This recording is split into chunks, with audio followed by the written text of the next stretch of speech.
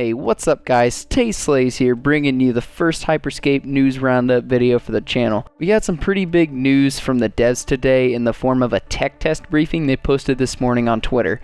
They covered what the dev team is doing with suggestions and which issues they are putting priority on. Anyway, contenders, let's get into it.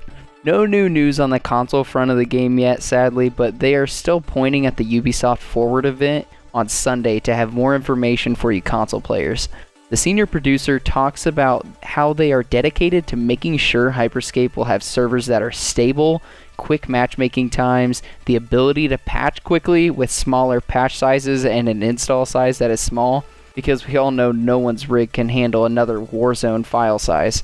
The next thing they cover is cheating in the tech test. They do admit they did find some cheaters during the test, but that was bound to happen, but assure that every one of them is now banned. They actually confirmed that hardware banning will be the norm in Hyperscape. This means if you get caught cheating, your entire console or PC will not be able to access the game anymore. No amount of new accounts can change a hardware ban. This is huge news. In modern FPSs, cheaters have become a huge problem in the last year or so. Destiny's Trials of Osiris return has completely suffered from a lack of good anti-cheat from Bungie. Cheaters run rampant in Apex Legends and Warzone as well. It's very reassuring to know that these developers understand how important it is to keep the game as cheater-free as possible. The other issues they are currently working on fixes for include the audio bug, when you would stop hearing game audio in the middle of a match, the revive bug that kept canceling the revive animation mid-animation, and they did confirm this would have some fixes deployed for the next test. They also commented on the weapon swap speed that people thought was too slow considering how fast-paced the game is, and they said that they are looking to make the weapon swap speed 2 times faster in the next test.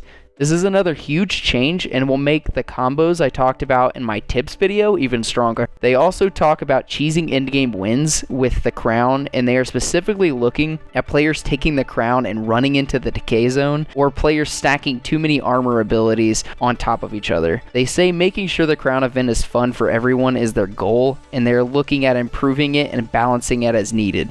They also go over community suggestions and the suggestions that they plan on implementing. First thing on the list is a setting for auto run. I know Reddit will be happy about this one, and so will our pinky fingers. They are also looking at the sensitivity options and plan on improving them. Going on, they talk about controller remapping. They are planning on implementing remapping, but say it will take a little more time than some other changes because it's more of a technical addition. This will be a huge feature to have for full release, so I really hope that they're able to get it in by then. Well guys, that does it for the news we have today. Thanks for all the support on the first video, you guys. I really appreciate it. It has been a dream of mine for the longest time. I will try to take all your feedback and grow this channel to be something great. If you haven't already, don't forget to like, subscribe for more Hyperscape content.